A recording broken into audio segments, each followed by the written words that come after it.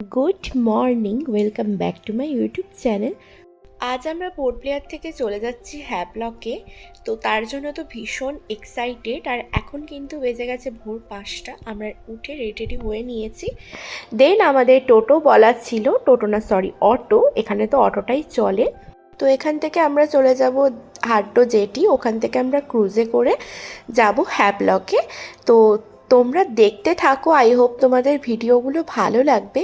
আর যারা হচ্ছে এর আগের ব্লগগুলো দেখোনি তারা অবশ্যই আমার চ্যানেলটা একবার ভিজিট করে আগের ব্লগগুলো দেখে নাও, যে আমরা পোর্ট ব্লেয়ারে কী কী ঘুরে দেখলাম আর তার সাথে সাথে কী কী করলাম সব কিছুই আমার আগের ব্লগে দেওয়া আছে।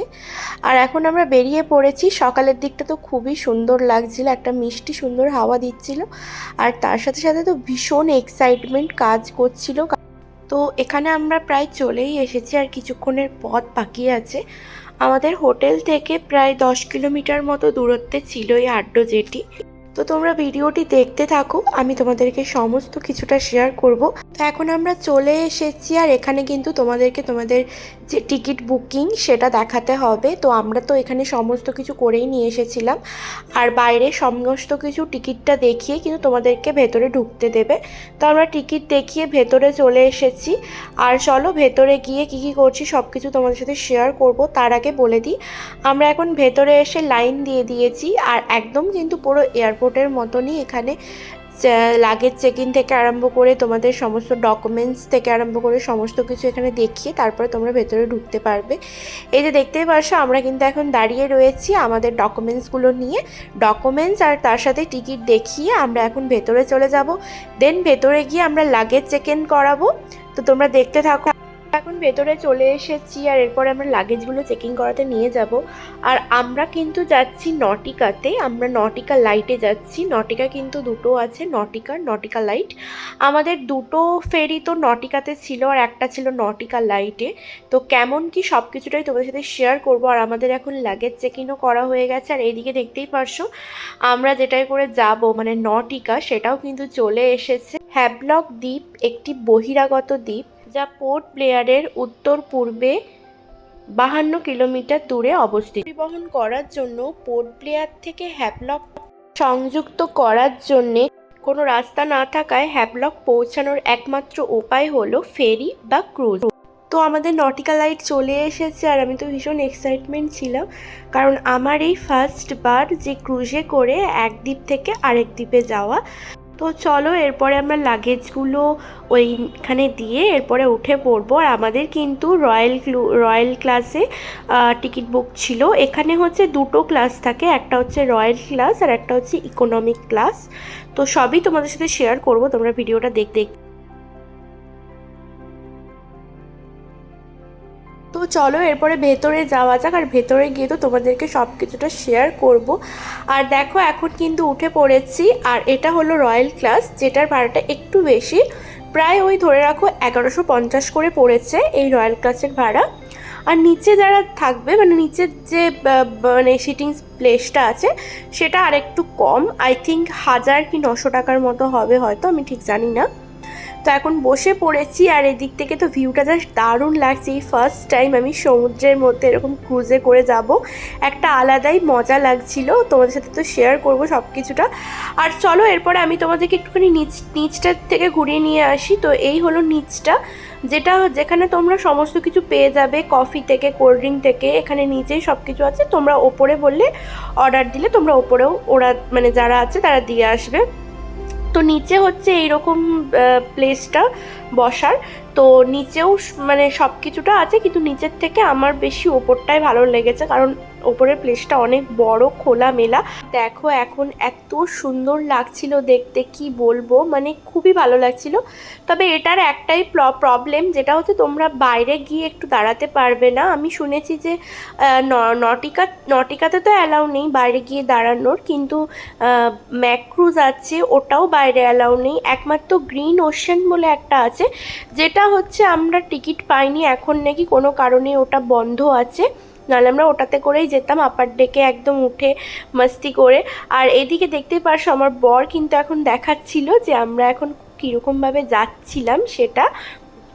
তো ম্যাপে দেখছিলাম, তোমাদেরকে তাই একটুখানি শেয়ার করে দিলাম। আর দেখো এদিকে কিন্তু এত সুন্দর একটা ভিউ, আর ওই যে দেখতে পাচ্ছ দূরে যে আইল্যান্ডটা, ওটা কিন্তু রস আইল্যান্ড। আর এদিকে তোমাদেরকে আমি ভিউটা দেখাচ্ছিলাম। তো আমাদের টাইম লেগেছিল প্রায় ওই 1 ঘন্টা কি 2 ঘন্টার মতো। তো এরপরে দেখতেই পারছো এটা কিন্তু খুবই সুন্দর লাগছিল। এটা কিন্তু ভেতর থেকেই করা, তোমরা ভেবো না যে বাইরে বাইরে বেরোনো তো অ্যালাউ নেই। ওই যে বললাম গ্রিন ওশিয়ানেই একমাত্র বাইরে গিয়ে তোমরা ভিউটা এনজয় করতে পারবে। তো ওইটা যেহেতু বন্ধ আছে তাই আমরা নটিকাটাই করলাম, আর নটিকাও খুবই ভালো। সকালবেলা আমরা ব্রেকফাস্ট করিনি, তাই আমরা এখান থেকেই কিন্তু ম্যাগি অর্ডার করে দিয়েছিলাম। তো এখন ম্যাগি খেয়ে নিচ্ছি আমরা। আর এখানে আমরা দুজনে গল্প করছিলাম, যেগুলো আর তোমাদের সাথে শেয়ার করতে পারলাম না, কারণ এখানে তো মিউজিক চলছিল ওই জন্যে।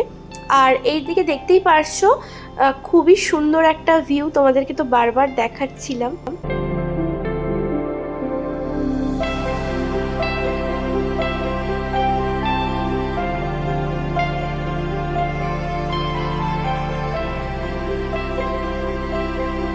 আমরা কিন্তু হ্যাভলকের খুব সামনে এখন চলে এসেছি, দেখতেই পাচ্ছ দূরে কিন্তু সব ক্রুজ বলো, জাহাজ বলো, ফেরি বলো, যেটা যেরকমভাবে যে বলতে পারো, সব দাঁড়িয়ে আছে। খুবই সুন্দর লাগছে।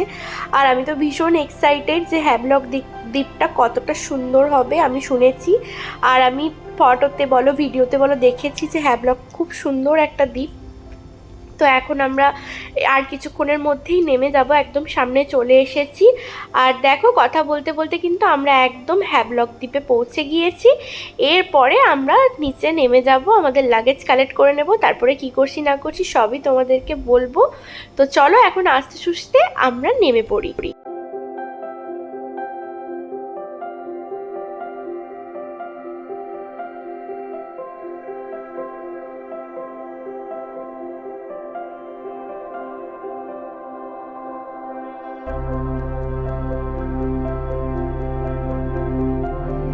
তো এখান থেকে তোমাদেরকে একবার জাস্ট সমুদ্রের জলের কালারটা দেখাবো, কি যে সুন্দর লাগছিল কি বলবো তোমাদেরকে। মানে কাঁচের ভেতর থেকে তো কালারটা তোমরা জাস্ট বুঝতে পারছিলে না, কিন্তু এরপরে যে মানে কি বলবো, পুরো ব্লু কালারের জল, এত সুন্দর।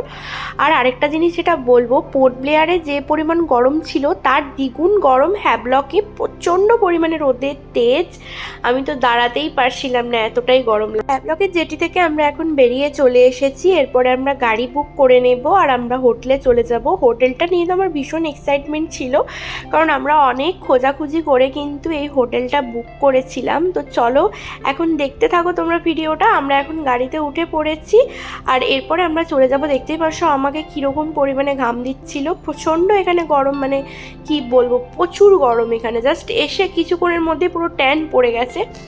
আর এখন আমরা যাচ্ছি আমাদের হোটেলে। আমরা যে হোটেলটা বুক করেছিলাম তার নাম সিম্ফনি প্লাম বিচ রিসর্ট, যেটা একদম কিন্তু মানে বিচ সাথে থাকবে এইরকম দেখেই আমরা কিন্তু রিসর্টটা বুক করেছিলাম। তো চলো এরপরে তোমরাও দেখতে থাকো কীরকম কি না।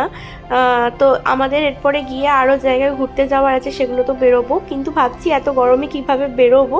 প্রায় এখানে মানে 40 ডিগ্রির মতো গরম, মানে বুঝতেই পারছো আমাদের ওইদিকে তো 40 ডিগ্রিতে তো আমরা বেরোতে পারি না, এতটা গরম লাগে। কিন্তু এখানে ঘুরতে এসেছি, কিছু করার নেই। এটি থেকে প্রায় 5 কিলোমিটারের মধ্যেই ছিল কিন্তু আমাদের রিসর্টটা। আর রিসর্টে গিয়ে কিন্তু আমরা স্কুটি রেন্ট করে নেব, এখানেও কিন্তু আমরা স্কুটিতে করেই ঘুরবো। আই হোপ তোমাদের ভালো লাগবে। আর যারা এখনও পর্যন্ত চ্যানেলটিকে সাবস্ক্রাইব করেনি তারা প্লিজ চ্যানেলটিকে সাবস্ক্রাইব করে দিও। আর চলো এখন আমরা প্রায় চলেই এসেছি, তোমরা দেখতে থাকো।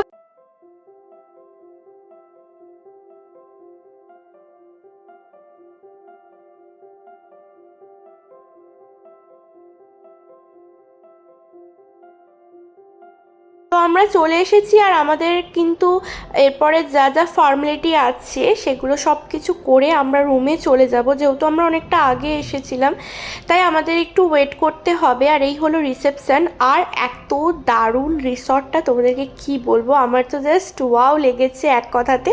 আর এখানে তোমরা ওয়েট করবে, যেখানে রিসেপশনটা কিন্তু খুব সুন্দর, মানে এখানে তোমরা বসে ওয়েট করতে পারো, কোনো অসুবিধা হবে না। কিন্তু আমি আর ওয়েট করিনি, আমি তোমাদের সাথে শেয়ার করছিলাম। খুবই সুন্দর। আমরা যে রুমটা নিয়েছিলাম সেটা হচ্ছে গার্ডেন ভিউ রুম। তো সব কিছুটাই তোমাদের সাথে শেয়ার করব। আমরা একটুখানি ঘুরে ঘুরে দেখছিলাম রিসর্টটা, যেহেতু আমরা একটু আগেই চলে এসেছিলাম আর আমাদের রুম ছিল 11টার, মানে 11টা থেকে আমাদের রুমটা ছিল আর কি। আর যেহেতু আমরা একটু আগেই চলে এসেছিলাম 10টা নাগাদ, তাই জন্য আমাদেরকে একটু ওয়েট করতে হবে। আর এই যে দেখতেই পারছো যে যার কিন্তু সেপারেট এক একটা করে রিসর্ট, আর খুবই সুন্দর ছিল এখানে গার্ডেনটা, তো জাস্ট ওয়াও লাগছিল আমার। তো চলো তোমরা দেখতে থাকো।